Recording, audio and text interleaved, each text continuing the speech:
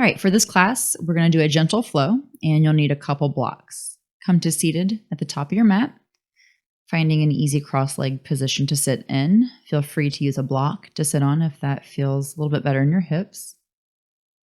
Take just a few moments here to draw in your breath, using your belly to pull the breath in and to pump your breath out in and out of your nose, and feeling balanced in your hips, feeling balanced in your shoulders, and feeling balanced in your head from front to back, right to left. And then we'll slowly start to roll down into a reclining position. And draw your knees into your chest once you land on your back with your shoulder blades comfortable on the floor and your head resting comfortable on the floor. Give your knees a gentle little squeeze there. And then release your left foot to the floor. Keep your right knee hugging in. And just pause here for a few moments. Play with releasing and hugging it back in a few times, maybe just once or twice. Noticing the space that you've got in your hip joint there. And if you need an extra little pump there, you can kind of let it out and then pull it back in. But stay here for just a few moments. Then once you feel like your hip is spacious, and then you're going to open your knee out to the side. At this point, you could straighten out your left leg if you'd like. And just gently hug your knee out to the side, keeping your knee bent and your foot relaxing, shoulders on the floor, face soft, head relaxing on the floor. And then pull your right knee back up through center so that with your left hand, you can then start to take it off to the right, or rather off to the left side for a twist. So your left hand's going to drag your right knee over to the left for a reclining twist.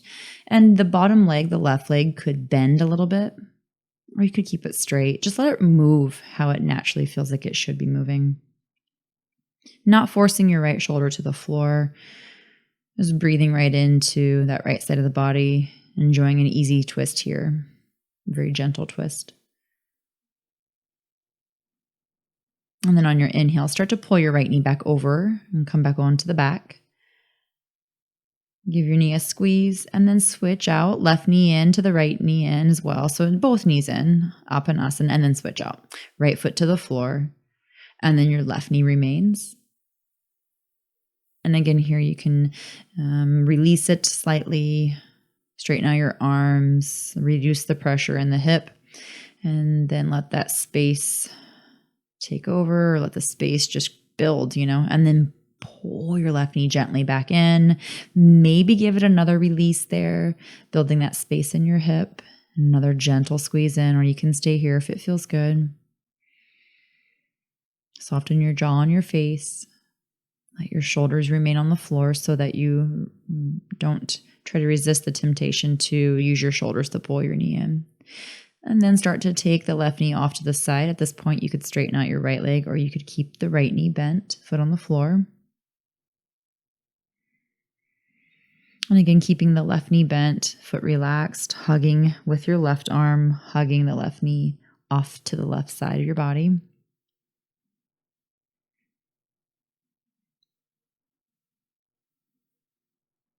And then we'll take that off to the right for a twist. So switch hands, and again, let your right knee curl up as it needs, as it feels necessary.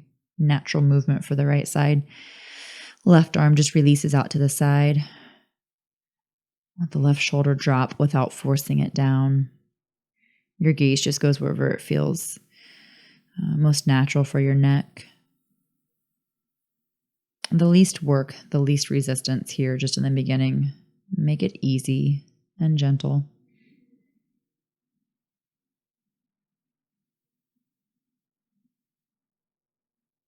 And then you can hug your left knee back over to center, give it a squeeze, and then pull your right knee back in, right knee, left knee, both knees into your chest. Apanasana, wind relieving pose. And just feel the length of your spine on the floor here. The simplicity of this posture, simple wind relieving pose, hugging your knees to your chest. And we'll rock up to seated and just take a moment here in easy seated position.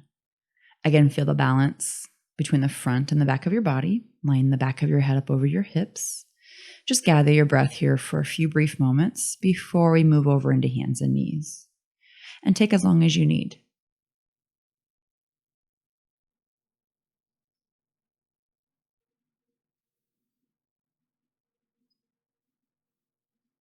Right. And then when you're ready, hands and knees, you can sweep your legs along behind you. And we're going to settle back into child's pose. So take your big toes together, knees apart, and then start to draw your sit bones down towards your heels. And let your forehead rest on the floor with your arms stretching overhead. And then walk your left hand off to the left. Walk your right hand a little farther, just about a ½ inch farther than your left hand. So it's almost like you're now pushing into the floor with your left hand so your right arm can stretch back. But your right hand keeps stretching farther. So there's a bit of a resistance, a pull along the outer right shoulder and lats down into the right side. Lift up with your head as you walk your hands back over to center, and then exhale back into child's pose.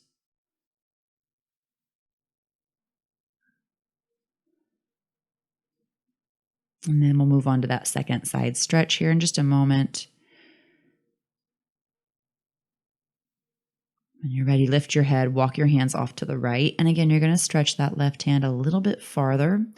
And again, almost like you're pulling on your right hand. So you can kind of like, it's like pulling on a mat. So you're pulling on the right arm, stretching the left arm a little farther, a little twisting action almost. And really breathe into that left side of your body as it stretches long. Keep your sit bones down towards your heels. Keep your forehead resting on the floor. With your next inhale, lift your head and walk your hands back up to the top of your mat. Child's pose, balasana. See if you can curl in a little closer with your forehead and get your hips to drop a little lower onto your heels. So there's a beautiful rounding there in your back and it feels great. And on your inhale, start to lift yourself up into a tabletop hands and knees position. And then you're going to take your hands just a little bit forward of your shoulders so you can lower your thighs down to the floor, hips down to the floor, and then your belly down to the floor, coming down all the way, setting up for cobra. Shoulders don't go lower than your elbows, and keep your head lifted here. Inhale, lift up with your back muscles, assisting with your hands. Squeeze your thighs, lift your kneecaps, point your toes back. Use your back muscles to press your chest through your shoulder heads. Exhale, use your core to lower down, releasing your back muscles. And again, inhale, lift back up, elbows lift up and back. So they're not pushing forward. So they're lifting up and back so the elbow creases are facing forward.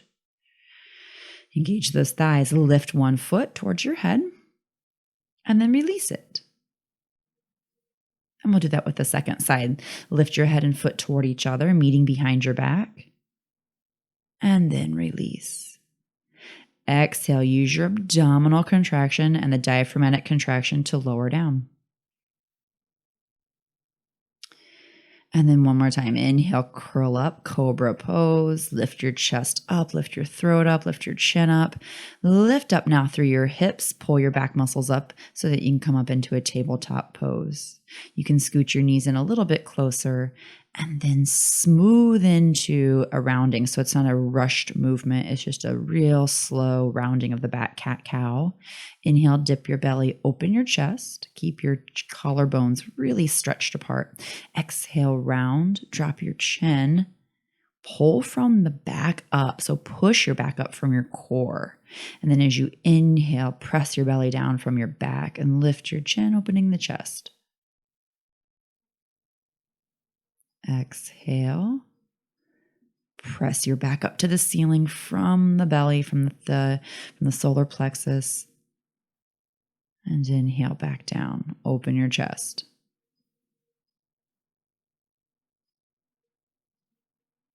All right, come back into a neutral position. I'm going to twist out here just for a moment. I took my right hand forward and then twisted. I'm going to take my left hand forward and twist. Right hand's back now underneath my shoulder.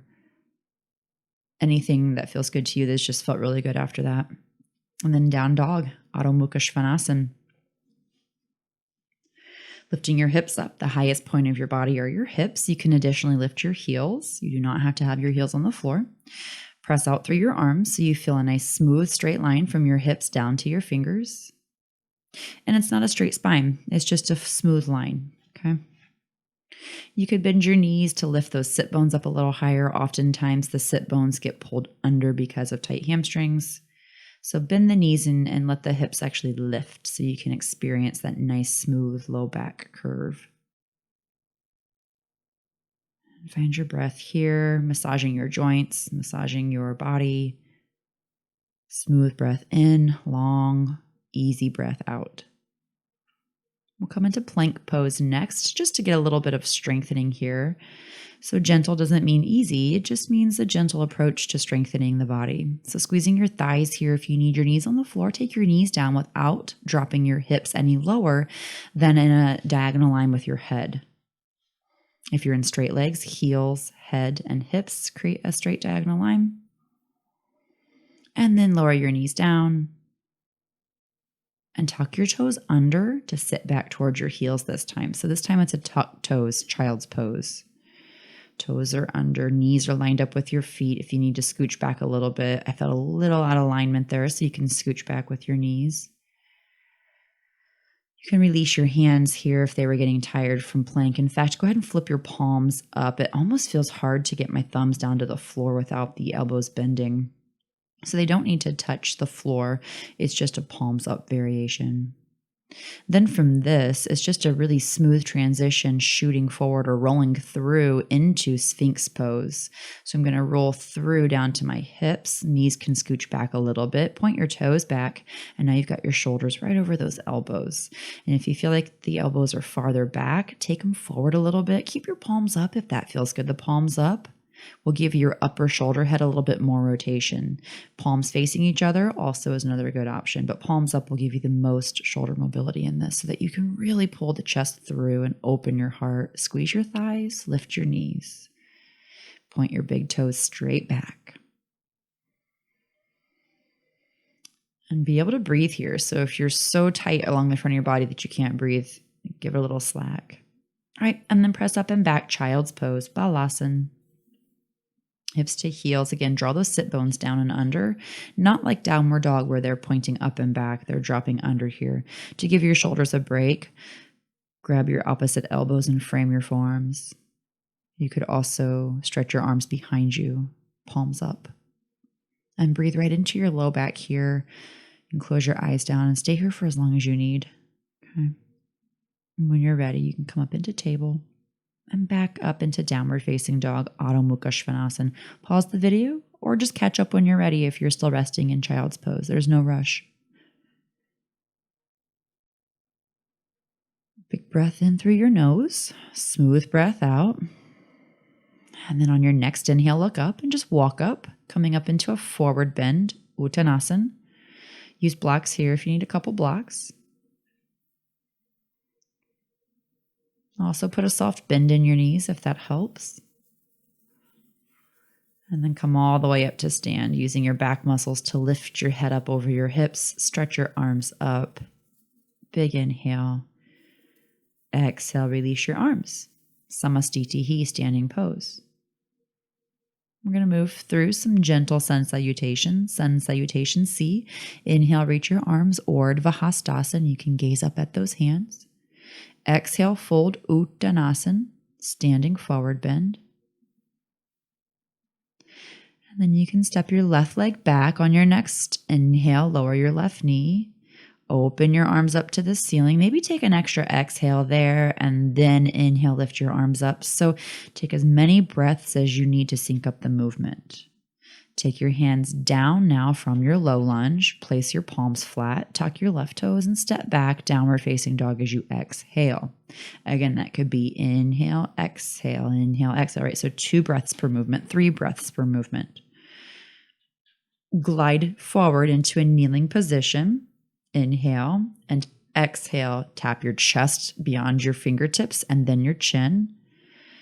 Slide through to your hips. Inhale, cobra. Bhujangasana. Exhale, up and back. Tuck your toes, plank, and lift your hips, downward facing dog, Adho Mukha Svanasana. Again, take that with as many breaths as you need. So maybe it's 2 breaths for one movement. It does not have to be 1 breath per movement. Your left foot's going to step forward now as you inhale and lower your right knee down. Exhale.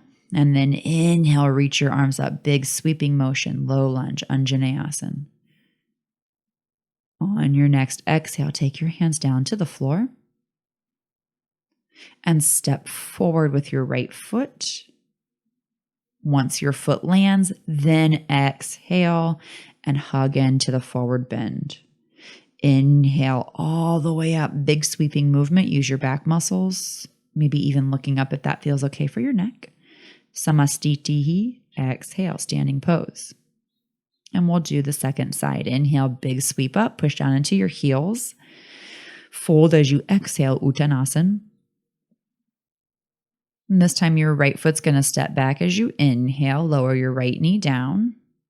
And again, you could take an exhale here, come up, and then inhale, big sweep, or that could all be one giant big inhale. Please don't rush your movement if it is one inhale. So if you have a super long inhale, it can be all that one big movement. Step back, downward facing dog, Adho Mukha Svanasana. Get your balance between your hands and feet. And then on your next inhale, glide forward into plank or come back into the kneeling position. Then knees, chest, and chin, Ashtangasana, 8-limb pose. Slide down to your hips, point your toes back, lift your chest, Bhujangasana, cobra, and up and back, plank. Exhale, downward facing dog. So you could have inhaled, push up, exhale, back, down dog. So notice how the movement is going to start to sync with the breath. Now you're going to step your right foot forward, lower your left knee down, set it up as you exhale. And then on your inhale, reach up, open your chest. You can look up if you'd like. Don't let your head hang back if it hurts.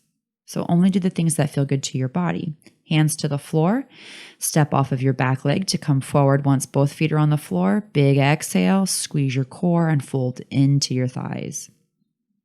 Fold into your shins with your forehead. On your inhale, sweep up using your back muscles, your glutes, and your hamstrings, pressing down into your heels. And then release your arms, Samastitihi, and feel the balance between the front and the back side of your body here. We're going to take a half fold. So 2 blocks might be helpful. So you're going to lengthen out halfway in a forward bend so you're not all the way down to the floor. So your head will be just slightly higher than your hips. And there is a nice arch in your spine. Arms out to the side if that helps. If that does not help, hands to hips. And again, you could have hands on 2 blocks on the floor underneath your shoulders if that's a little bit easier. Your hamstrings are massively on here. Like they are working. They are working. That's all I'm going to say is they are working. Press down into your heels and then try to let some of your weight move forward into your toes. Not too much because you'll fall forward unless you've got those blocks, then you'll feel better. But there is a little swooping there. I'm showing you there is the natural back bend.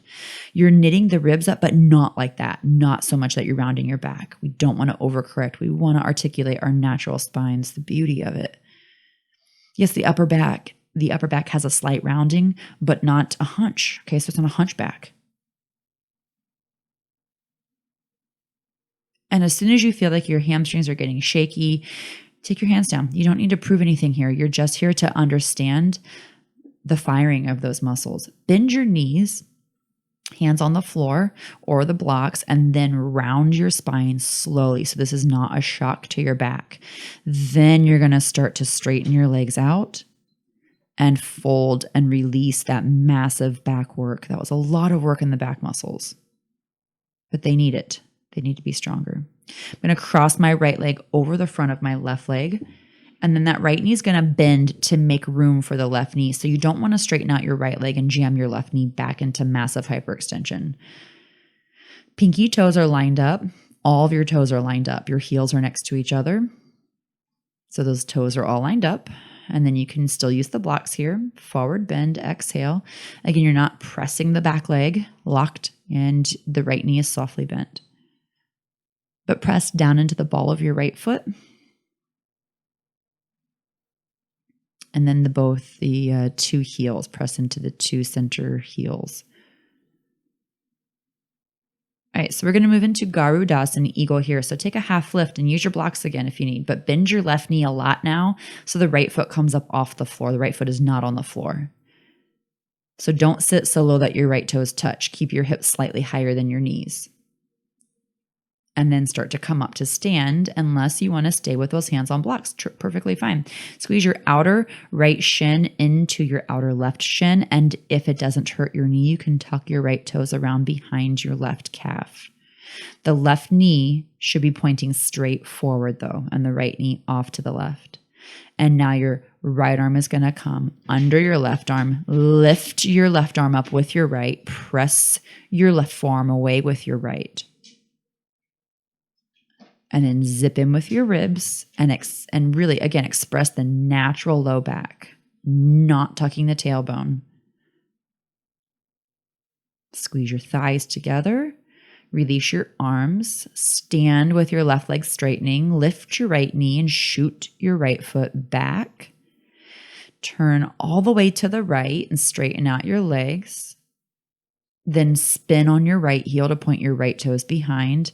Spin on your left heel to point your left toes in at a slight angle. Trikonasana. First reverse. Inhale, stretch your right arm up and back.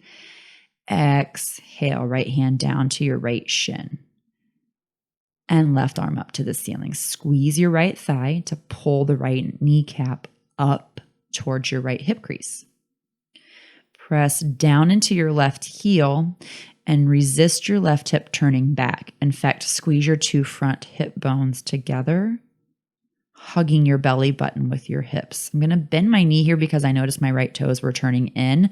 So if you notice that, bend your knee, lift your heel, and turn the heel in. And then you can reset up for the pose. Re-straighten the right leg, squeeze the right thigh. Stretching really tall with your spine. So the right side waist can have a slight curve in it, but it's not excessive.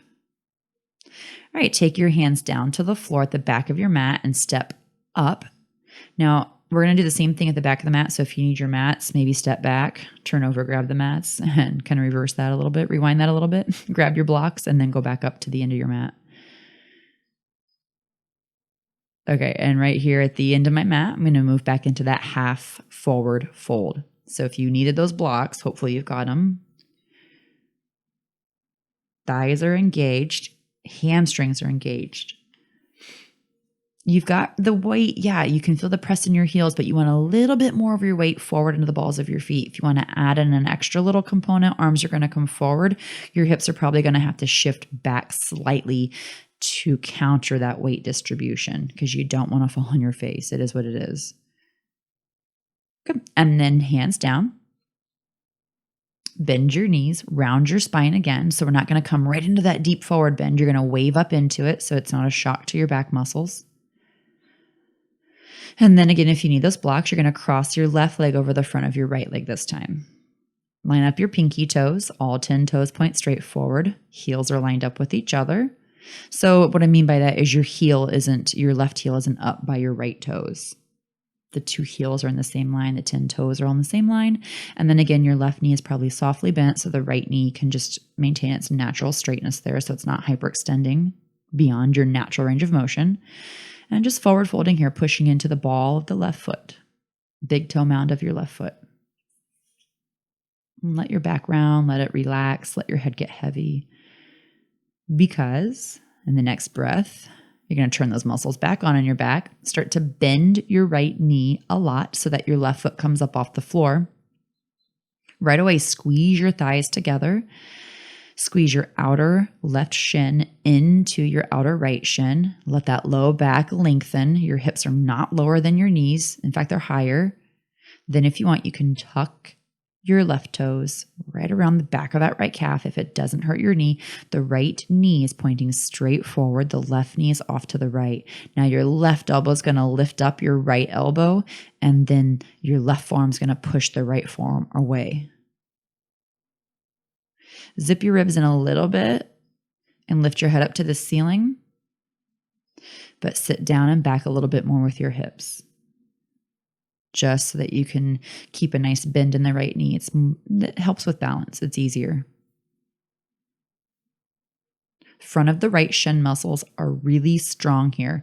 Then you're going to press your leg to straight using your thigh muscles and then shoot back with that left foot. Now turn on your feet to point your toes back to the side of the room, and we'll set up for Trikonasana on the left side. Left toes are going to point forward, right toes are going to angle in. And notice how your hips then followed your toes. So the hips don't stay pointing at the rope wall or my rope wall. They turn at an angle. Reverse your triangle first, stretch your left hand up and back, and then on your exhale, Trikonasana. And again, take a peek at that left foot to make sure that it's not turning in. The left toes are pointing straight forward, especially the second toe. And then your left knee lines up with that second toe. Press straight down into your right heel and then squeeze the two front hip bones together. So you should feel a stretch on the outside of your right hip. Your right glutes are working because your right leg is extended. So the glute muscles, sometimes you have to tell them, work. They can be kind of lazy. All right, bend your left knee to place your hands down on the floor and then step forward with your right foot. Uttanasana, standing forward bend. And then on your inhale, lift up. Stand up nice and tall. Use your back muscles and glutes and hamstrings reaching, stretching. Exhale, fold back down. Uttanasana. Notice now you're using your front side of your body, core and thighs. All right, step back with your feet one at a time. Downward facing dog, Adho Mukha Svanasana. And close your eyes down here if you'd like. Take as long as you'd like in this posture, maybe child's pose instead. All right, I'm going to move back into plank pose for chaturanga. You can skip this if you don't want to take it. It just sounded like a good idea to my body. Please feel free to take child's pose or downward facing dog and skip the chaturanga. Otherwise, lower down halfway and then inhale into cobra or upward facing dog for a back bend. And exhale up and back, downward facing dog.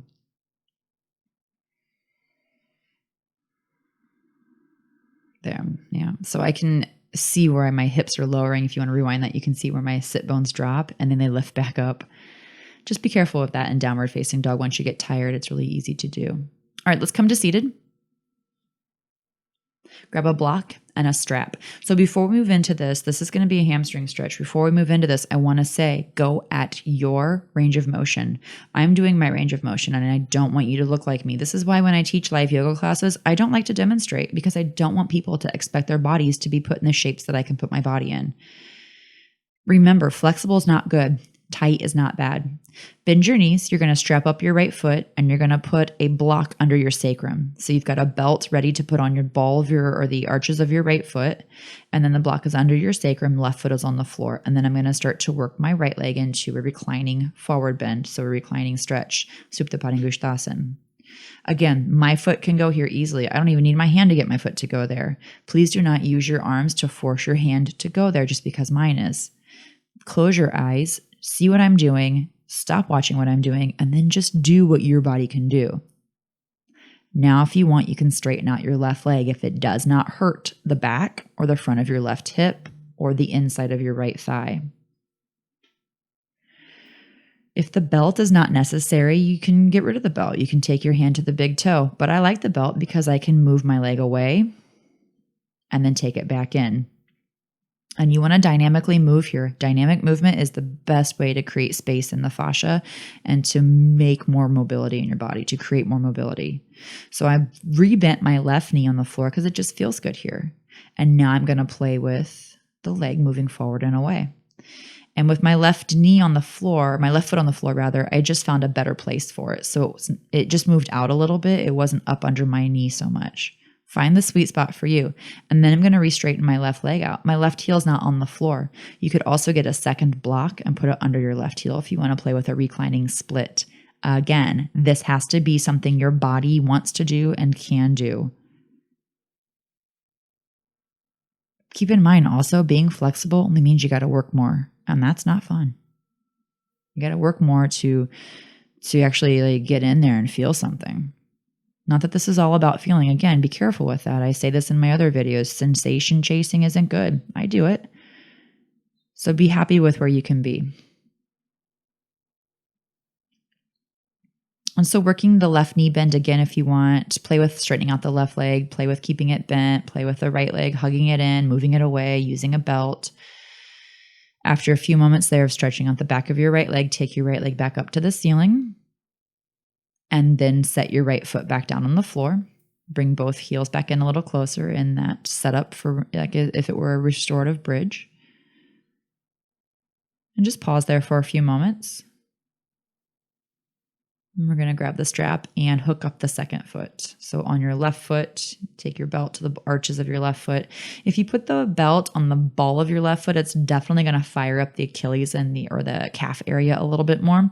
So where you place the strap also does make a difference. So if you want to slide it up to your toes, I believe I showed you that on the first side. So you can go back and look if you'd like. And then again, take that dynamic movement. So I'm just using my left hand here to gently move my foot towards my face and then push it away. If you want to grab the big toe with your hand, each side is also different. So be aware of that and honor each side, what each side needs. Be nice to it. And then again, you could straighten out your right leg, stretch it forward. It does not have to touch the floor. It can hover. You can work on that reclining split. And again, dynamically letting that left leg move in and out, in and out. And you could rebend the right knee and see how it feels. Maybe you just want the right knee bent, but the foot out a little farther away. Maybe the right knee needs to bend so you can get more in the back of your left leg. But in that left leg, squeeze the left thigh and pull the left kneecap up towards your left hip crease.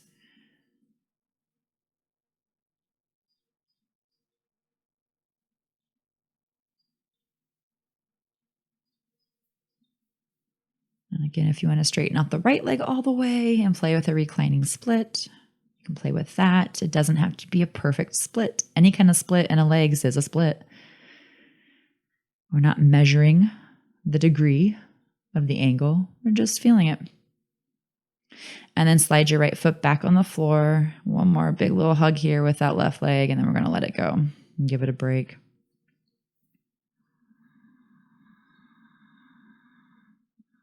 All right, I'm going to take the belt off and let my left foot come back up to the ceiling. Sometimes it feels weird coming back up. It feels shaky and wobbly. That was bizarre. And then set your left foot back down on the floor.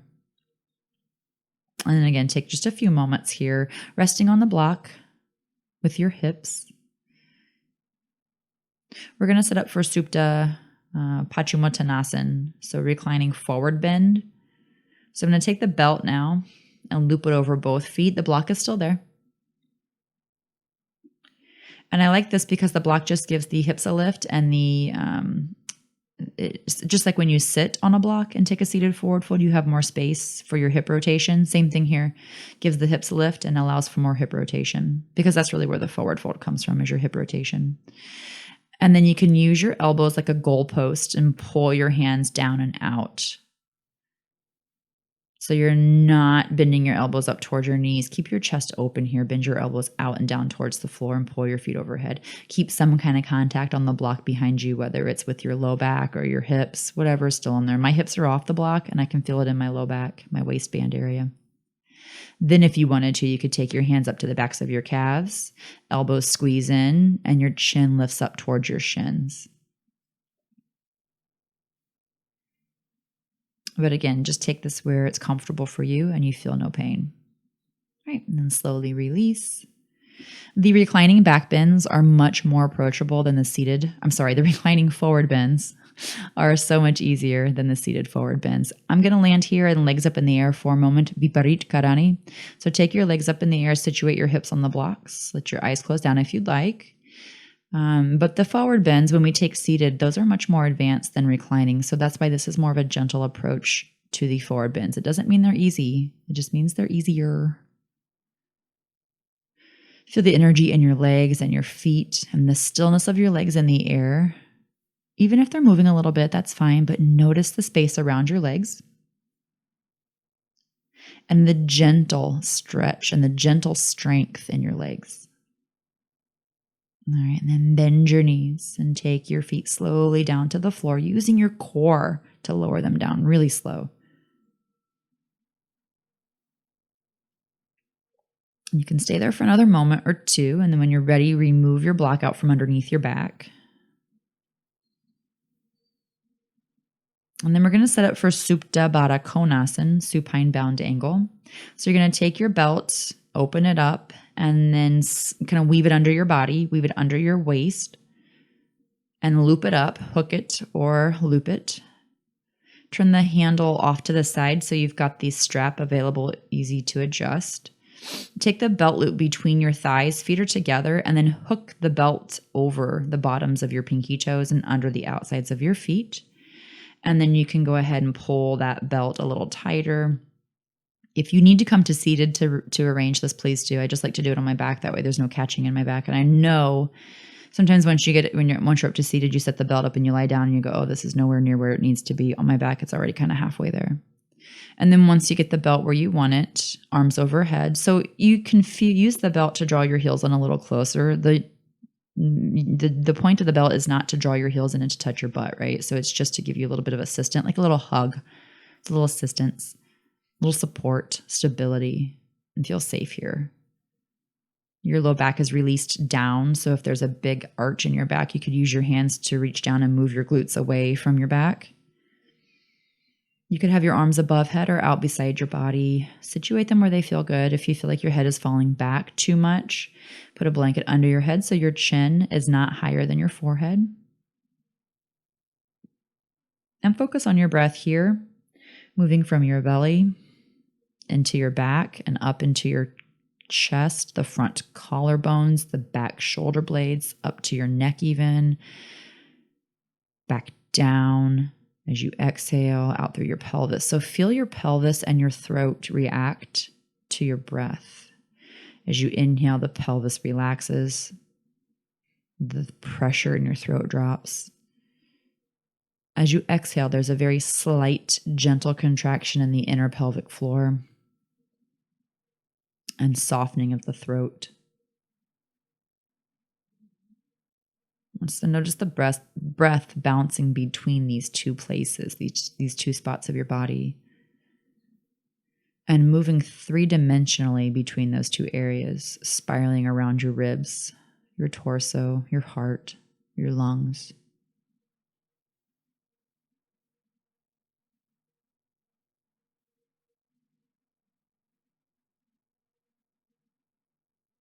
You're welcome to stay here as long as you'd like. But when you are ready, you can reach down and get that belt out of the way. Maybe you need to bend your knees and take your feet out of the belt first. If you have easy access to your hook or your clicker or your rings, go ahead and release it. Take your feet back to the floor, knees to the ceiling. Stretch your arms up above head, and then lift your knees up right over your hips. Engage your belly. And then as your knees fall over to your left, pull your elbows down into a goalpost shape. Easy twist here. Let your head go where it just goes naturally. So if you tend to let your head roll off to the right without forcing it, that's fine. Close your eyes down if they're not already closed. Just keep your attention focused inside on your breath. And then if you want to massage the back of your head here, you can turn your head side to side. When I recorded this, it was amidst one of our crazy seasonal changes from 70 down to 40, whatever. And so I had a massive headache. And so that's helpful. This really feels nice to do. Lift your knees back up and then take your knees off to the right. And again, just let your head go where it goes naturally for the first few rounds of breath. Let your body settle in the pose in stillness.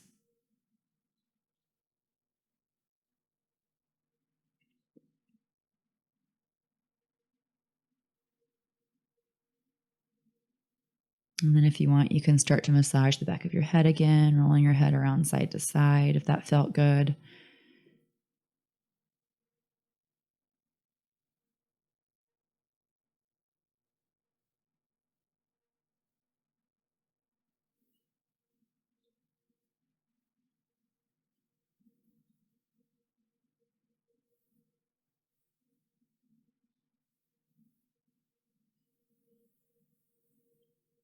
And then slowly bring your knees back up through center.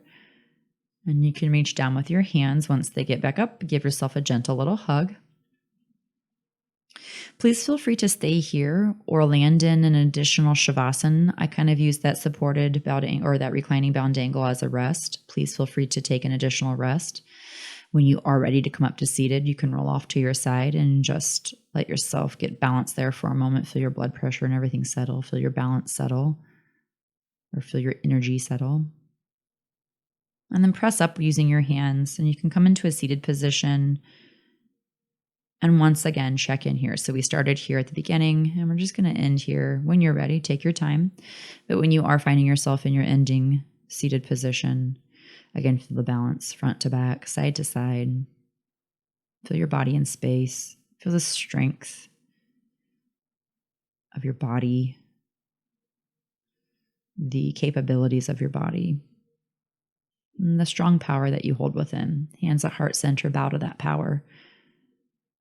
And thank yourself. Tell yourself, good job.